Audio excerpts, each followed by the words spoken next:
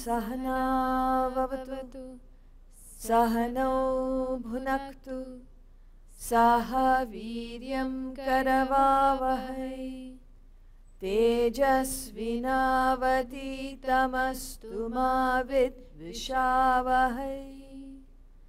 Om Shanti Shanti Shanti.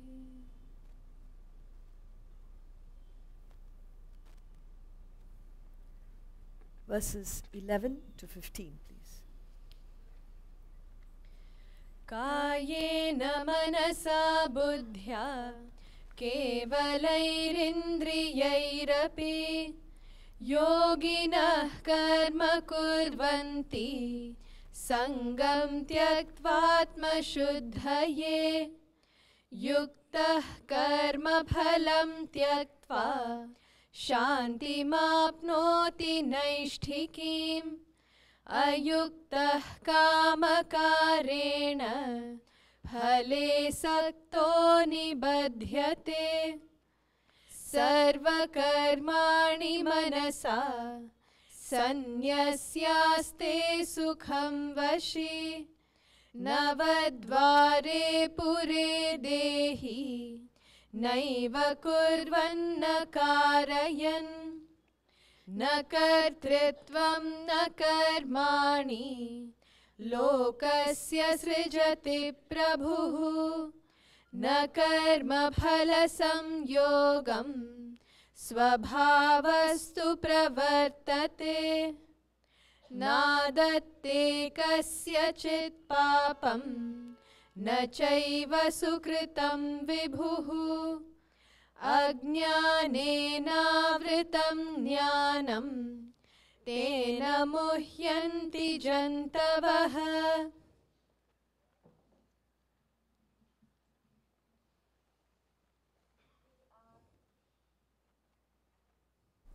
Now, at the third topic of this chapter, the state of Supreme Being.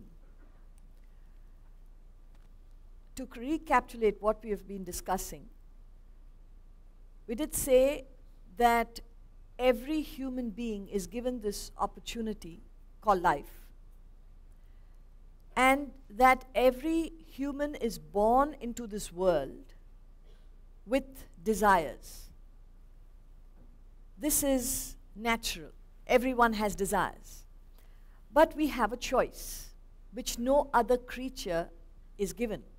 In fact, the life of every other creature is set, is designed, is protected by nature. So they don't have a choice. But it's only in the case of a human you can just do anything you want to do. Nobody can prevent you. So what we're trying to say is you could be in this world, living your life, trying to find the meaning of your existence, or you could be satisfied, relatively speaking, because nobody is fully satisfied, with just a routine existence. And as we've already seen earlier, Adi Shankaracharya tells us in the Bhaja Govindam, he says, you just get into this cycle of birth and death, going on endlessly. Nobody's to stop and think, why are we doing this? Where are we heading? What is the purpose of our existence? So those who are able to appreciate that there is something unique about a human life, and it's not sufficient just to live a good life. But there must be something far more important in the life of a human, and that is to discover your original self. So when you set yourself on that path of discovery, evolution, to get back to your own self, it is called a spiritual journey. So what is spirituality? It is nothing but a lifestyle that will help you trace back and find your true self. And in doing so, you find that state of perfect peace and bliss, which is your natural state. We already saw the example of the coil spring. Everybody is looking for something, but we look for it in the world. And then when we find a little bit of satisfaction, we believe we found the right thing in life. Much later do we discover, and we perhaps are not even conscious, that nothing in this world can give you complete satisfaction. There's always an element of dissatisfaction, no matter what you get or what you achieve in life. And that should put that doubt into our minds. So what is it that will give us complete satisfaction, complete satiation of all our problems, all our agitations, worries, anxieties, and concerns that we all have? So that state of peace and bliss is your original stature. Because of ignorance, we do not know what this state is. Because of our ignorance, we court the world. We plunge into this world. We contact the world all the time. Not only to live our lives, but to find happiness in whatever we do. And that is the life of an average human being. So here we are given this choice to find ourselves, our true selves, through this journey, passing through the stages of a yogi who is at the beginning of the journey but full of desires. The only difference between a person in the world and a yogi is his change of interest, change of focus. He is now interested to find out the truths of life, whereas the rest who are full of desires are only engaged in a life in this world. So this yogi who performs the right actions, whatever that is, which we have discussed in chapter 4 and chapter 3, offloads the desires by right action. So we are not suppressing the desires. We are not stifling the desires. We are not frustrating the desires. But we are eliminating them, dissolving them by moving up to higher levels of understanding of life. You remember the example we gave? A flower emerges into a fruit. It is a natural process. It is growth. It is maturity. See, once a flower matures into a fruit, it can never go back to its old state because it has matured. Similarly, when you pick up higher values of life, which is what we are trying to do here, you will find that the lower values, the lower desires automatically fall away. You've gained that maturity. You've gained that understanding of something higher, and as a result of which the lower does not attract you. You may still be with it. You may live in this world like a lotus leaf. You're born in this world, you live in this world, you die here, but nothing in this world should affect you if you gain higher values of life. So you move from the state of a yogi to a sannyasi, and if you continue the journey, you hit the 100th mark. You reach that state of enlightenment. Nobody can prevent you. So if anyone here feels, we are ordinary people, how can we reach the state of these great masters? Well, you have an opportunity. It's up to you what you want to do with this opportunity called life. You can just be living a routine life, or you could change your focus and examine something far, far superior. So let's put it this way. To the extent you take up higher values of life and live it, to to that extent you will find relative peace and bliss, which is permanent, not dependent upon the world outside. So that is something you are heir to. Why would you throw it away? The only reason you don't pursue it is because of ignorance, sheer ignorance. You have no idea what your true worth is. Every human is a potential Christ or Krishna, Muhammad or Buddha, Mahavira. If these great masters found the truth within themselves, nothing is preventing any one of us to find it, except our ignorance. So a little bit of knowledge goes a long way, and that is what we are trying to do in these few sessions. And I've already mentioned to you, those who feel this is important and you want to pursue it, there's a lot of opportunities you have. To start off, you have the books. I would say a minimum of 4 books is required, starting with The Fall of the Human Intellect, which is describing a book that tells us what is happening in the world today. Why do people have problems, individually or collectively? What's happening? Because we call ourselves civilized. The human race, we have advanced. We are civilized and refined and cultured is what we claim. And yet, it's only in the human race that you find strife and struggle and conflict and warfare, terrorism and vandalism. The list goes on.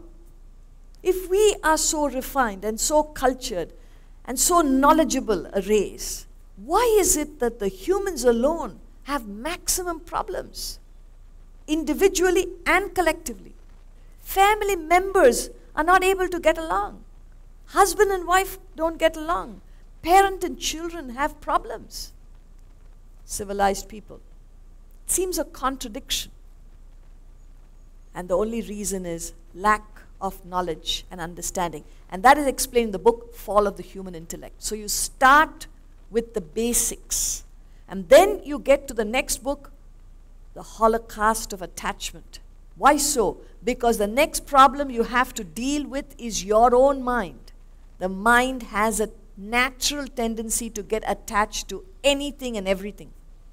And attachment is the biggest problem humans are facing. And that's why it's called, the book is entitled The Holocaust, which is a very powerful word to use. And some people called Swamiji when the book was released, why are you using that word, that very controversial word? There's no controversy. It only tells you, look up the dictionary, what it says. It says it's mass destruction. So what is killing people on a mass scale, destroying people in a mass scale? Attachment. And where does it start? Don't worry about the world. Start with yourself. Find out if you are attached. And that is the cause of all your problems. So that book is very revealing to show how your own mind can turn destructive. It could be in a small scale or large scale, but the destruction is the same. And once you thus prepare your intellect and mind, you get on to your immediate needs. What is that? Your duties. You have to conduct your business or your profession, your work. You need to know how to function at your workplace, because that is your immediate obligation, and your relationship with your family and colleagues at work. So that is the third book, Governing Business and Relationship. And when you're thus prepared, you've tackled your intellect, you understand what is going on with your mind and control that, and then you fulfill your obligations at work and home, you're thus fully prepared to enter the mainstream, which is Vedanta treatise, the eternities. So that is why there is an order of study.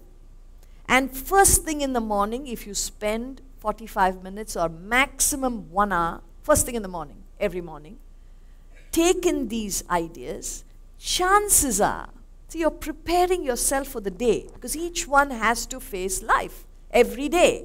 And there are challenges on a day-to-day basis. So when you go with an ill-prepared mind, or you don't have positive thoughts, you've already started the day with some worry and anxiety or some negative thoughts, you don't meet the world fairly. And then you commit mistakes and that boomerangs, comes back to you. So you set this vicious circle. You do wrong, you get it back. You do right, you will get it back. So to have a well-prepared mind for the day, you take in this knowledge, chances are, if you continue this practice, you have a positive frame of mind, a well-prepared mind to face the day.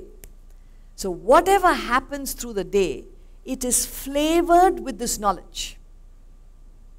And thus, if you function, time comes when you get established in higher values, as a result of which the lower fall away, the lower desires and thoughts fall away, and you become prepared for that final gateway called meditation and then realization.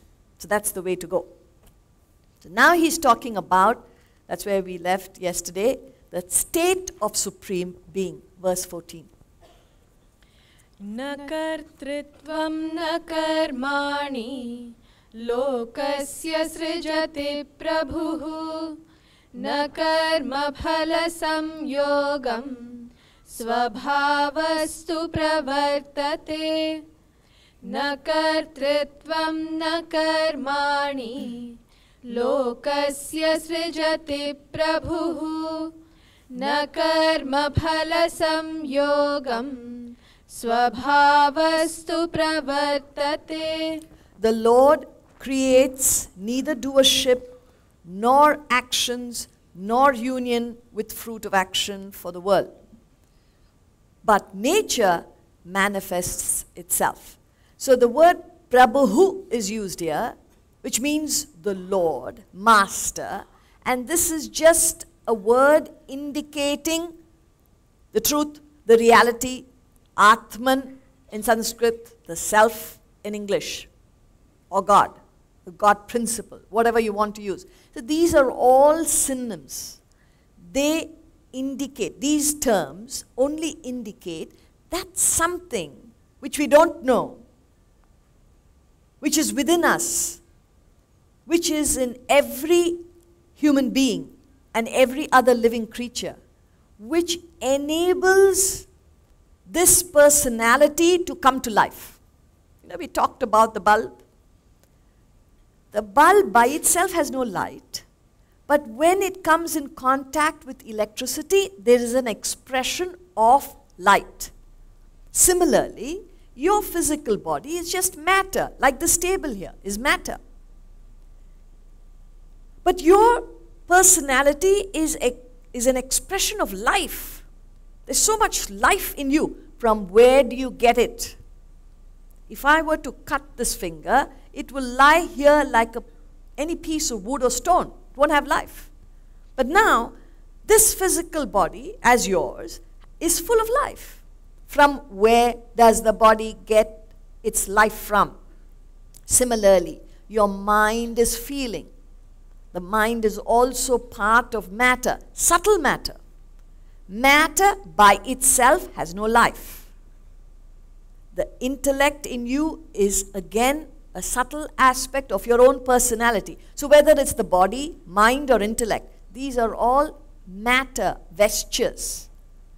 By themselves have no life. And yet you are an expression of life because of this something beyond which you do not know, which is the core of your personality.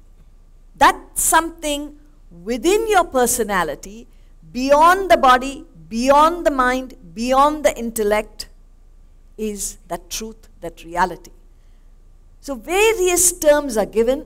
Don't get confused with these terms. Go back to that one understanding. It is the self in you. It is the God principle in you. It is the truth in you. Whichever word you're comfortable with. But you must understand that is your real personality. Physical body is your outer personality. The mind and intellect is your inner personality. But the self in you, the God principle in you, Atman, Brahman, Prabhuhu, Vibhuhu, whatever word you want to use, is nothing but your real personality. So, that aspect in you creates neither kartrutvam. Kartrutvam means doership. Is not the actor. Na karmani. It does not create actions. It only enables the body to act. It's not responsible for the action. Nor is it responsible for the effect of action, the consequence of action. So in other words, electricity has nothing to do with the brilliance of this light, this bulb, or the dull manifestation in a bedroom bulb, or the expression of a flood bulb in a football field. It's fully lit. It's brilliant, far more brilliant than this bulb. So the expressions are different, but the electricity is one and the same. So it has neither the doership, it doesn't do anything, it is not responsible for the quality of action or the consequence of action. But without electricity, none of this could have expressed itself. The flood bulb, this bulb, and the bedroom bulb. None of them could express without electricity. So he says, the Lord creates neither doership nor actions, nor union with the fruit of action, but nature manifests itself. Whatever be the quality of the equipment, so will be the expression. Similarly, amongst creatures, living beings, an animal will be an animal. Whatever its nature, it will express. A tiger is ferocious. A lamb is meek and mild. These are different natures. But what enables a tiger to be ferocious is the same self or living principle that enables a lamb to be meek and mild. What enables a saint to be godly is the same living principle which enables a sinner to commit atrocious activities. But the self is immaculate. It has nothing to do with the expressions of a tiger or a lamb, a saint or a sinner. So he says, nature manifests. I have nothing to do with the quality of expression. Only responsible for everything to come to life. So he says, you are not the manifestation, that is your outer personality. You are your own self. Discover that. Find that. Don't get carried away by aspects of your personality which are not real. Next verse. Nadatte kasyachit papam na chaiva sukritam vibhuhu ajnanena vritam jnanam tena muhyanti jantavaha. Nadatte kasyachit papam na chaiva sukritam vibhuhu ajnanena vritam jnanam tena muhyanti jantavaha.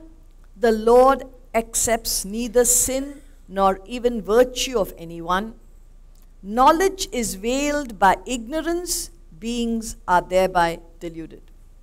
So, if you understand the flow of thought from the 13th verse, he is only describing what this state might be, because it is impossible to understand. I did tell you yesterday in conclusion that if you feel you have not understood what is being said, you're on the right path. Because it is not something that you can conceive with your thoughts. Why can't you do that? Because it is that which enables you to think. In a dark room, there is only one source of light, a torch. Now what is happening is, the light is getting dim in the torch, so you need to change the battery cells. And you have no other source of light in the dark room. Now if you lose this light, you are plunged in darkness. So you need to see the battery cells. What is that? 8 A plus, what do you call it? Double A or triple A or whatever. So you've got to see that to replace it, right? Now what are you trying to do? You say, you know what, this is my only source of light. So let me very quickly, very quickly, take the cell and put it against the light. Are you getting it? Because you're all listening. There's only one source of light in a dark room. The light is fading. You need to check the battery cell so that you can replace it. And your point is, wait a minute, let me quickly take the battery cell and look at it with this light. Is it possible? Why?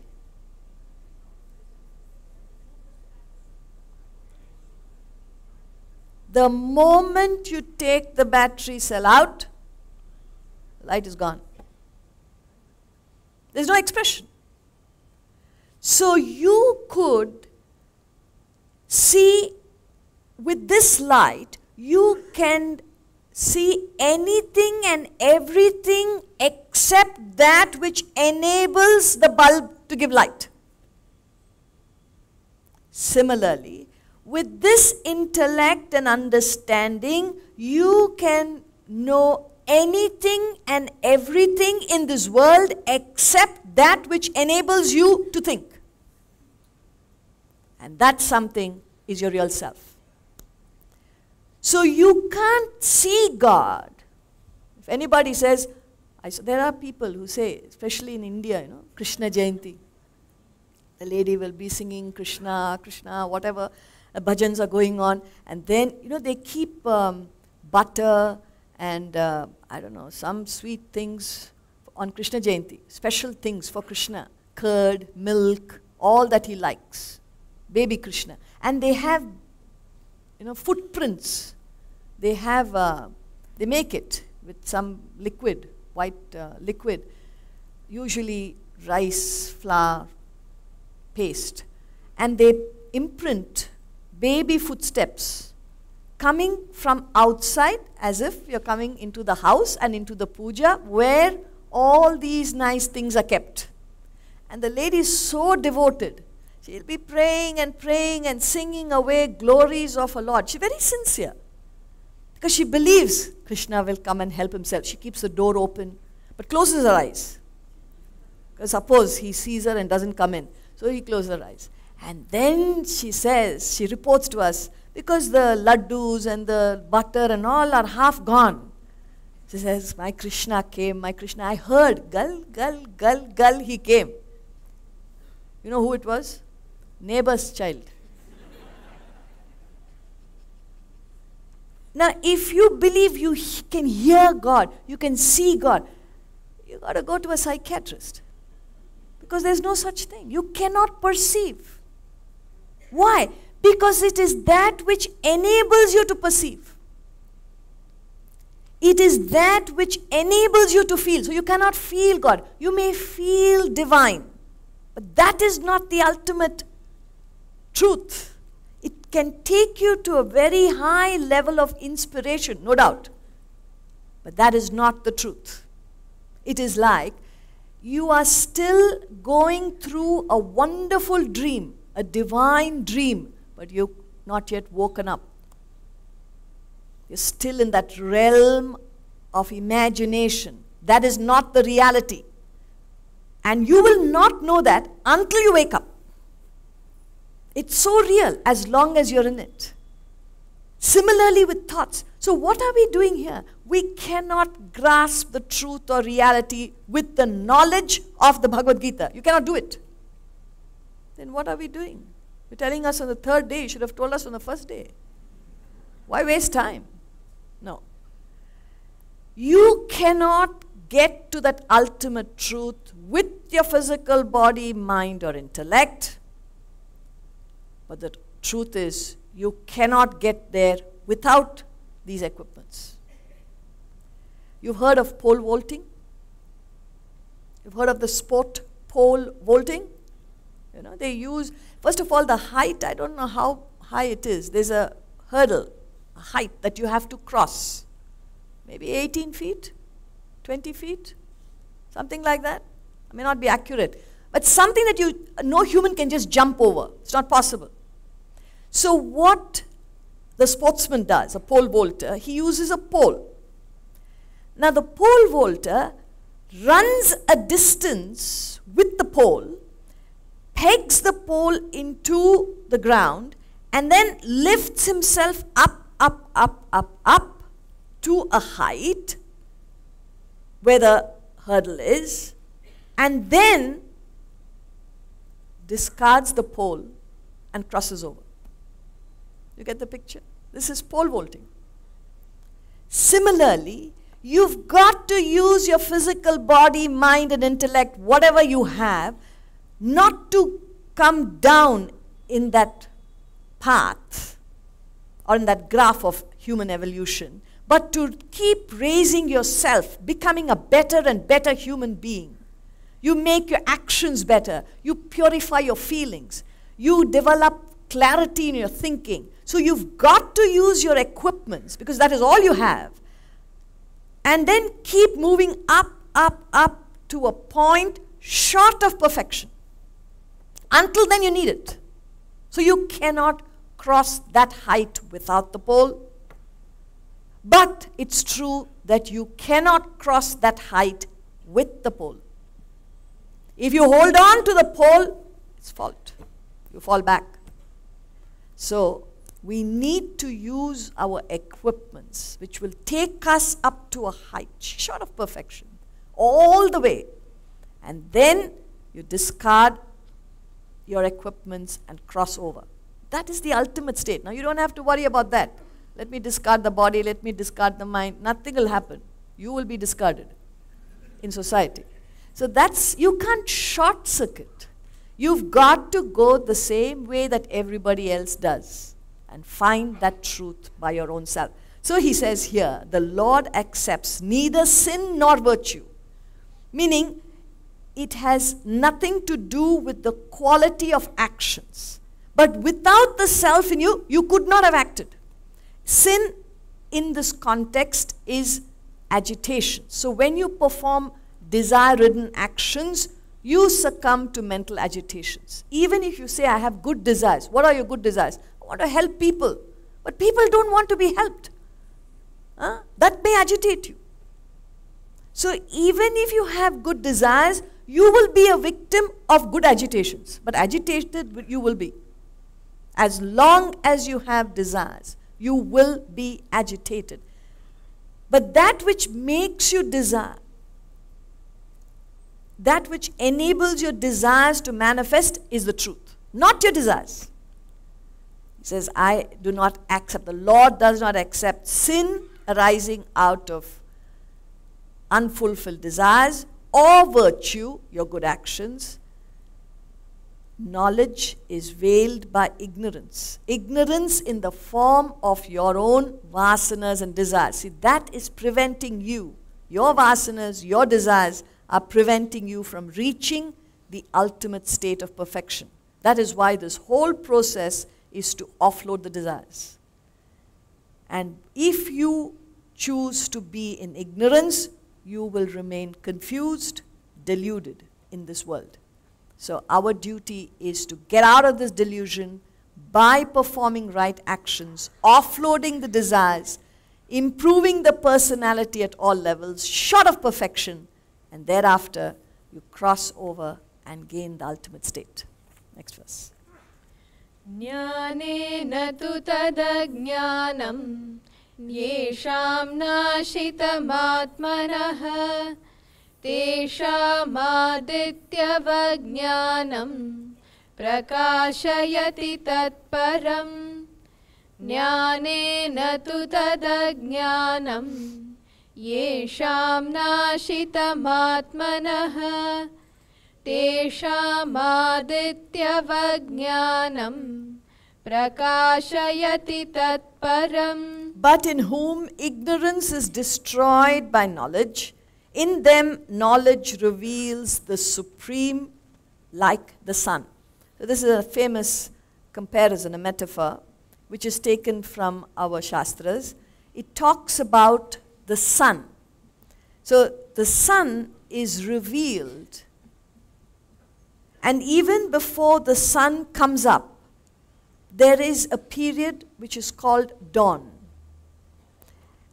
And even though you may not have reached the highest state of perfection, the fact that you have gone all the way, you've been improving your personality, you find most of your problems and challenges and all the worries and anxieties, all these negativities are dissolved. Your mind is free. You find yourself in relative peace and bliss. So, ignorance is destroyed by knowledge, relative and absolute. Knowledge of the waker means you are awake. That will destroy all problems of the dream. See, if you're suffering from penury, starvation in the dream, the moment you wake up, what happens? Everything folds back. And you only tell yourself, I had a terrible dream. That's all you say. The fact that you've woken up is the ultimate state compared to the dream state. That dissolves all the problems. But the knowledge of something beyond the dream, suppose the dreamer suspects that this is not all. I've got to wake up. There's something beyond. That in itself will give him relative relief. But there is something beyond. I need to get there. Similarly, in our lives here, see, we feel we are tied down, we are caught, we are limited, we are bound, we are going through all kinds of experiences. How do we get out of this? He says, sheer knowledge. So the more you gain knowledge of the truth, the less will you be affected by what's going on in the world. So in them, the knowledge reveals the supreme, Tat Param, the supreme truth, like the sun. So even before the sun rises, darkness is dispelled. And that will happen to any one of us if we pursue this path. See, all that he's saying, to put it very simply, divinity is your essential nature. We've been repeating this. That is your real nature. What you are now is not your original state. But you don't know. You just know yourself as you are now. Some of us don't even suspect. Bhagavad Gita is nice. It is nice to listen for 4 days. That's enough. Thank you very much. And you go back from the same door you came in. Like Omar Khayyam says, we talked about and about. We walk out of the same door we came in. Now let's hope that does not happen to us. Some of us should wake up and understand there is something I need to know. So it's something like this. Imagine, once again, this is a classic example we use in this discussion. And I would appeal to those who have not heard it to help us derive the answer. Imagine a brass vessel on my left. It is shining like gold, a brass vessel. A similar looking brass vessel on my right is dull, dark, tarnished. So two brass vessels. One is bright and brilliant. The other is dull, dark, tarnished. Question to you is, can we make the dull, dark, tarnished brass vessel bright and brilliant as the one on my left? Yes? Yes. What do you do? Polish it. What do you use? What do you use here? Brasso. Okay, somebody said brasso. Because anywhere in the world we ask this question, they say brasso. So we say in India also we use brasso. All right. Something. You use brasso and then you apply it on the brass vessel and start cleaning it. So first there's a lot of dirt that comes out. You know, you use a dirty cloth and clean it up and use a little more polish and then keep rubbing it. And finally you see it's quite clean, and then you give it that final shine. You take a clean cloth and give it that final rub, and then what happens? The brass vessel on the right has become bright and brilliant like the brass vessel on the left. Now, the question is, from where did the brass vessel get its brilliance from? From where did the brass vessel get its brilliance from? Where? It was? Even balcony you can answer. Don't feel so distant. If you have an answer, please tell us. Huh? It is there already. It was always there. The brilliance was always there. Don't say Brasso gave it. Because if I put Brasso here, there will not be any brilliance. It will become dirty. So, the brilliance was inherent, but lost because of a covering of dirt. The same principle as medicine and health. You know, we talked about health is your original physical stature. So what can medicine do? It can only remove ill health. What remains is your original state, which is health. Similarly, divinity is your original state. You may say, you don't know me. I must be honest to you. I'm far from a divine person and I'm honest about it. No. The worst of sinners, the best of saints, both are equally divine. But one has removed the dirt of desires and vasanas, other has only succeeded in collecting more and more dirt. That's the only difference. So, we may not be a sinner, we may not be a saint, but all of us fall somewhere between the two. And it doesn't matter where you are right now, but it matters which way are you moving. Are you moving towards becoming a better human, or are you collecting more vasanas and desires and coming down? This is your life. This is the choice you have. So, this knowledge that we are talking about, it's not just knowledge. I will be talking about this even tomorrow. The three equipments you have must be used. So with the physical body you act, but what sort of actions do you perform? It can be selfish, unselfish, selfless.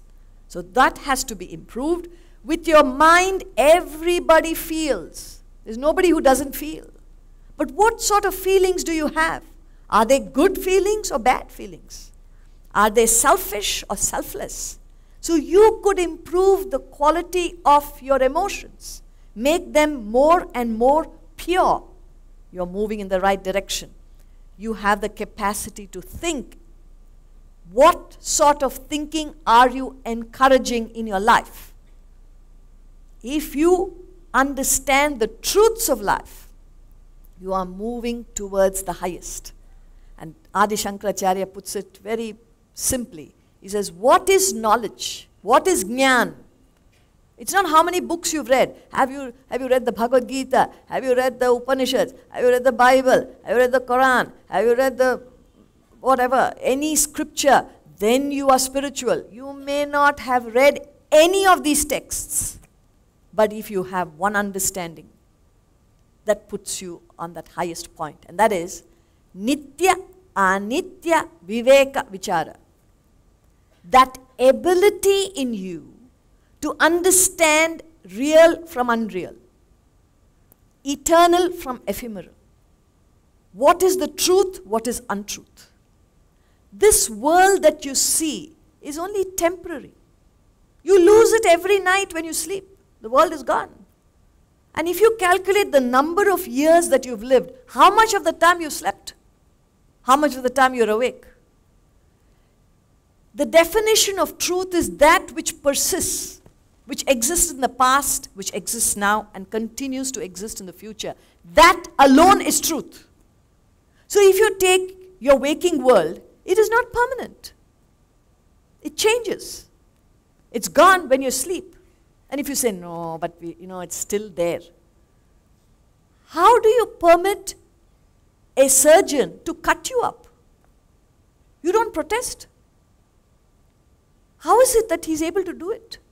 The heart is pulled out, dealt with, and put back. And you don't even protest because you have no connection with this body temporarily. Otherwise, it's not possible to perform a surgery. So, all your experiences are temporary. None of them are permanent. Therefore, it fails the definition of truth. He said, no, but this person is there all the time. Take a look at yourself. If you think this is me, I'm permanent, which aspect of your personality? Physical body? The body you have now is not the body you had 10 years ago, is not the body you will have 10 years hence. Therefore, the body fails the test of reality. It's not the same. That I agree. But something within. What is within? The way I feel. What is the way you feel? The way you felt in the past is not the way you feel now, is not the way you'll be feeling in the future. It's all subject to change. My thinking. What about your thinking? Your thinking is constantly undergoing change. Every aspect of your personality within, every aspect of the world outside is subject to change, and therefore it fails the test of reality. So it must occur to you, not scare you, but make you think. If everything in this world is temporary, what is it that is permanent? That knowledge, he says, will reveal the truth. It will take you slowly in the right direction and reveal the highest truth, provided you pursue the knowledge to the highest. Next verse. Tadbuddhayastadaatmanah tannishthaastatparayanaha gacchantya punaravrittim jnana-nirdhuta-kalmashaha tadbuddhayastadaatmanah tannishthaastatparayanaha gacchantya punaravrittim jnana-nirdhuta-kalmashaha. So in the next 3 verses, 17, 18 and 19, he talks about this perfect state with reference to the past, with reference to the present, with reference to the future. So what is he saying here in the 17th verse? It is that perfect state with reference to the past. Now I did caution you, the Bhagavad Gita is technical in its approach. It's poetry. So you have to interpret it. You cannot take the words literally. They mean something. They symbolize something. And that's what we have to derive. So now he says, with mind and intellect established in that, capital T, means the truth, the reality. With that as supreme goal, no other interest, so you're established in that truth. They whose sins have been dispelled by knowledge reach a state of no return. So what is he saying?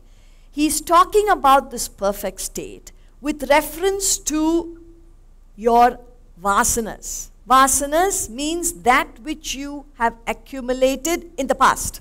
See, today you are a product. You are where you are. Right, wrong, good, bad, happy, unhappy, sensible, insensible, prosperous, whatever you are now is nothing but a result, a product of whatever you have done this day backward. How far back, we don't know. So you are today a bundle of desires and vasanas because of all that you have done, all that you have felt, all that you have thought this day backward. Now he says, when you commit yourself, tat buddhayaha, your intellect understands, we're trying to understand the truth. Tat atmanaha, your mind feels. Why he gives both is because if your intellect thinks in a particular way and the mind feels another way, you get torn. A diabetic patient knows sweets are bad. Intellect knows. Mind likes sweets. Now which way does he go? He's torn apart. There could be a conflict between your mind and your intellect. You know, exercise is essential for your living, for your well-being. Mind hates it. Now which way do you go? So there's a conflict. So that is why he's saying, with mind and intellect, establish it. There is no conflict. So the intellect understands the truth. The mind feels that inspiration to reach. It understands this is far more important than anything else. So there is a cooperation with your mind and your intellect, and therefore you progress well into this path. It's important. So you're absorbed in this self as tat nishthaha. Nishthaha means you're well established in that supreme goal. So nothing in this world can buy you up. See, otherwise, you are on this path, let's say, somebody offers you a lot of wealth. You could be enamored. You could be carried away. I'm not saying you should not take the wealth, but you don't give it more value than your pursuit. You may use it for the pursuit. That's a different matter. But not as an end in itself. You're given a position. You're given respect. All right, forget all this. You are looked up to as a great personality. Of what use is that? When you have to reach the highest. These are all distractions on the path. So if your mind feels and your intellect thinks in the same direction, nothing in this world can distract you. That's what he says. Established in that, with that as supreme, meaning nothing in this world can ever take you away from that pursuit. It's not that you don't get wealth or you don't receive honor. You do all that tongue in cheek. You understand tongue in cheek? You know, these are the people who've put me on a pedestal today. Same people can bring me down tomorrow. I shouldn't be disappointed.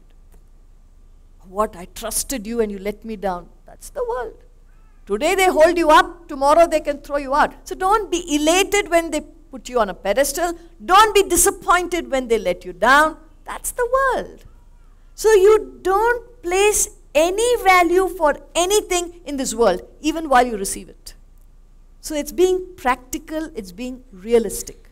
And you will never ever be disappointed or affected. Why? Because your thoughts are on something higher. All this has no meaning to you because you're pursuing something higher. These people, such people whose sins have been dispelled, sin in the context means agitation. Agitations are produced by unfulfilled desires. So it means as long as you have desires, when you fulfill them, you'll be satisfied. When you are not fulfilled, you'll be agitated. But when you lead a life performing your duties and obligations, not because you have a desire, your desires recede, your vasanas dissolve, you become free of them. In that sense, sins have been dispelled by knowledge means you reduce your vasanas and desires. They are dissolved, and such a person reaches a state of no return. Meaning, as you move higher and higher, you can never settle for anything lower. If you have really tasted that quality of life, you can never settle for anything that this world offers you. That is why these Mahatmas, they could never be reached, and nobody understood them. See, Christ, he only did good. But what people did to him, put him on a cross and nailed him. And at that stage, where he was going through maximum physical pain, emotional pain, intellectually he was rejected. All that he looked up to, he looked up to the heavens and said, Father, forgive them. They know not what they do. Now, what is that state where everything that you have offered is rejected and yet you have positive thoughts? Must be Christ. It's a state. And he is only human.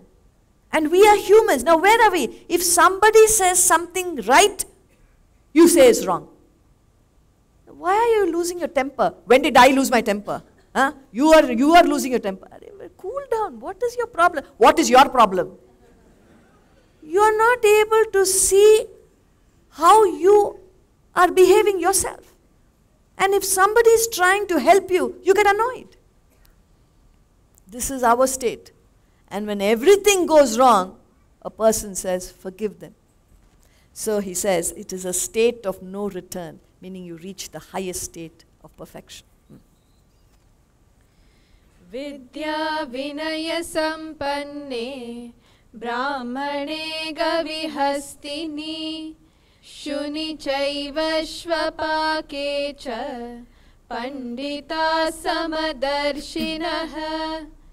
Vidya vinaya sampanne brahmane gavihastini shuni chaiva shvapake cha pandita samadarshinaha. So in the previous verse, he talked about that state of perfection with reference to the past. So today you are born because of vasanas, but if you offload these vasanas, if you dissolve these vasanas, you reach a state of no return, meaning there is no further birth. You don't go through the cycle of birth and death, you've crossed over. This is with relation to your past, once you attain enlightenment, the ultimate state. Now he says, with relation to what you are facing now, present, what happens? The wise view equally a brahmana endowed with learning and humility, a cow, an elephant, a dog, and even an outcast. So what it means really is he's talking about an equal vision, samadarshanaha, in all the diverse types of living beings. There's such a diversity in this world, good and bad, right and wrong, all that you are seeing right now. But you are able to x-ray through these differences and see a unifying principle everywhere at all times. That is your sama-darshanaha. Though you see the differences, you focus on that one unifying factor. See, if you don't understand, how is it possible? You try this experiment. Take your finger, don't do it now. And if you go home and sit and do it, your wife will think something went wrong with you. Say, I knew, this Bhagavad Gita and all, I never trust. I don't know why he went. So don't just do it when you're by yourself. It's just an experiment. If you bring your finger close to your eye, you close the other eye. If you look at the finger, all of you are out of focus. You're there, but you're out of focus. If I look at you all, this finger's out of focus. It's a simple experiment. So though both are there, you see one, not the other, as it were. So there is a diversity. Of course you know right from wrong, good from bad. You know all that. But your focus is on something beyond the two. That is the ability you will have when you gain knowledge. You see the diversity, but your focus is on the unity. He says the wise view equally.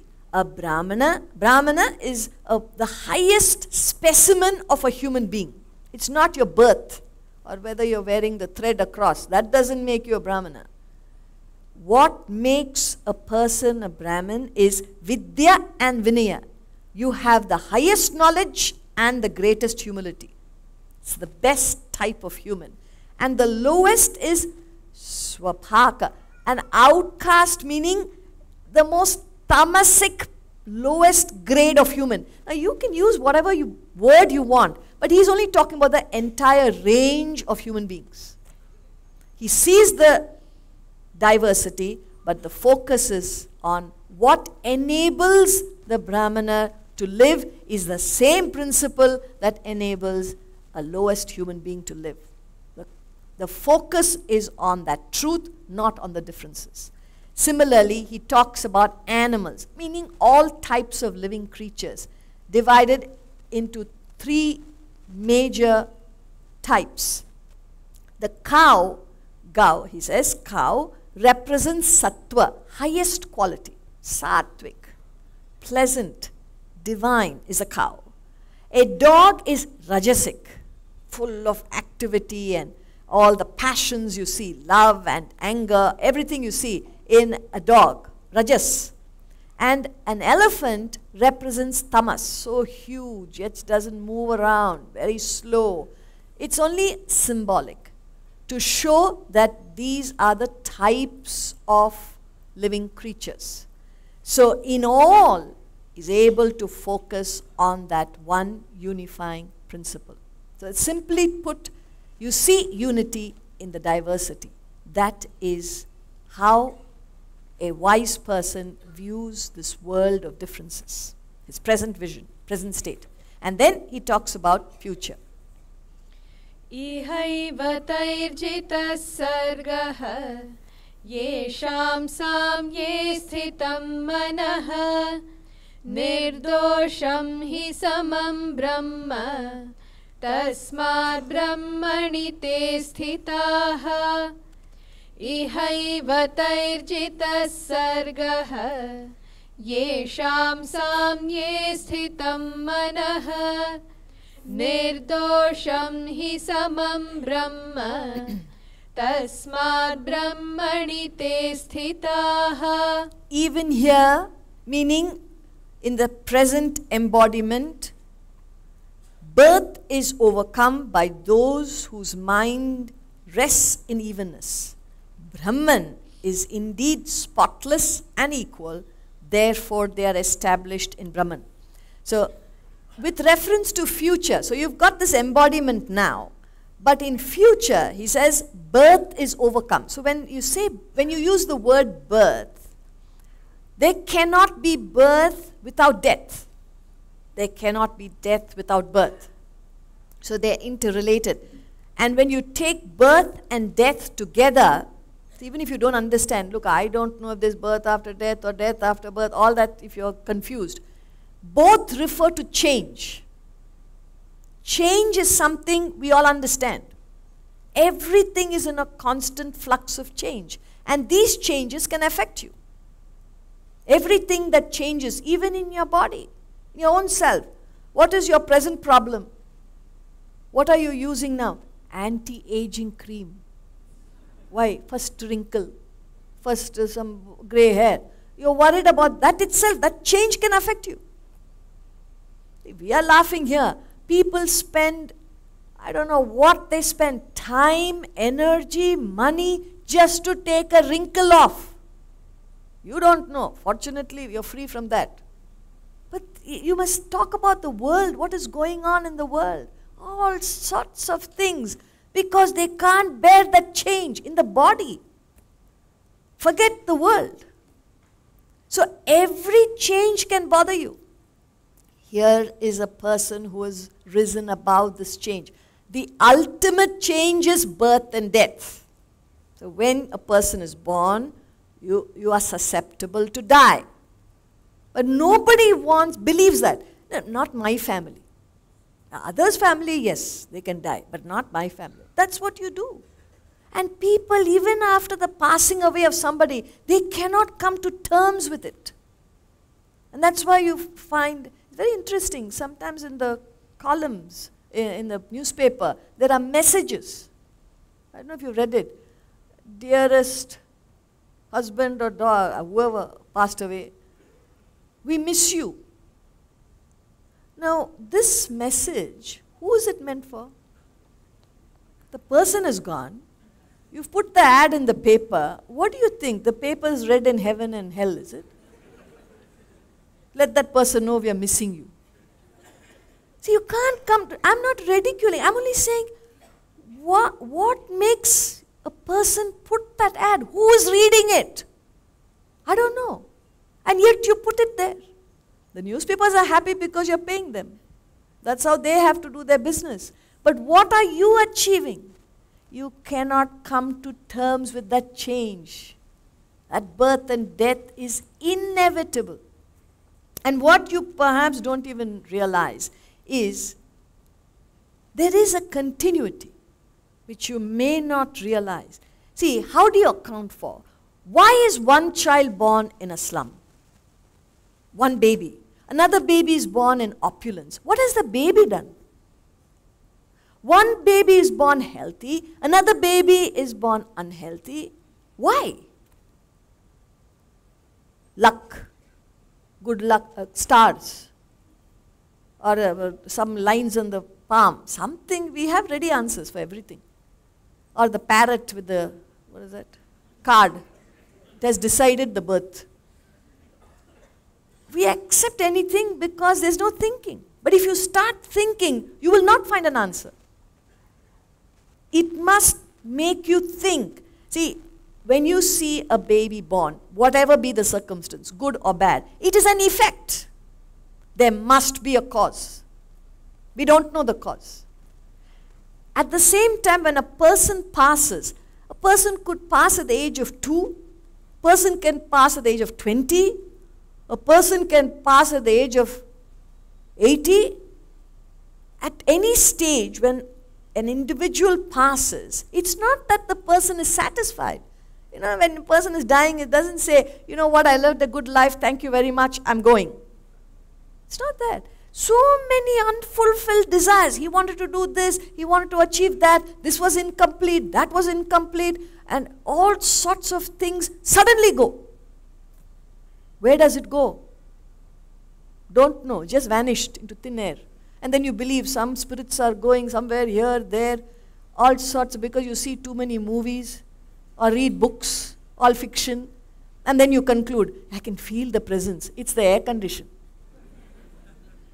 or a heat. We attribute various things when we don't know. All that you can say is, this is a cause. Unfulfilled desires. At birth you see an effect of something. At death you see a cause. These masters only audited accounts. That's all they did. And they proposed what is called the theory of reincarnation. All that they said is, when there are unfulfilled desires, it must find manifestation, and that is birth. And then you go through your life, you could exhaust these desires and reach the higher state, or multiply the desires and create more opportunities for the cycle of birth and death. It's your choice. So here he says, even here, if you choose the path, birth is overcome by those whose minds rest in evenness. The highest evenness is finding your own self. Brahman indeed is spotless. Spotless means not tainted by desires and vasanas. It is vasanalessness, desirelessness. That is that perfect state. And samam, equal, beyond affectation of the pairs of opposites in the world. Beyond these opposites. Therefore, you are samam, balanced through life. And such a person who has reached the state is established in Brahman. So this is with reference to the future. Now he talks about how the state of renunciation, you're moving towards the higher. So you're mentally not enamored by the world, you are satisfied in the self by the self. That state of renunciation is important before you qualify for meditation. 20. Na prahrishyet priyam prapya, no dvijet prapya cha priyam, sthira buddhira sammudhaha, brahmavid brahmani sthitaha. Na prahrishyet priyam prapya, no dvijet prapya cha priyam, sthira buddhira sammudhaha, brahmavid brahmani sthitaha. With steady intellect established in Brahman, the undiluted knower of Brahman neither rejoices on obtaining what is pleasant, nor grieves on obtaining what is unpleasant. So this is a clear indication of the state of renunciation, which is a necessary preparation for a higher spiritual practice, which is meditation. So he says, see, just as the waker, now go back to the waking state and the dream state. As a waker now, if you can enter the dream, which is not possible, but you've got to imagine if you do that, how would you react to the experiences of the dream knowing that you're a waker? It's just an illusion. It's just an imagination. You know that. So he says, with steady intellect of the waker, established in the waking state, the undiluted knower of the waking state, you have no confusion. There is no doubt at all in your mind that you're awake.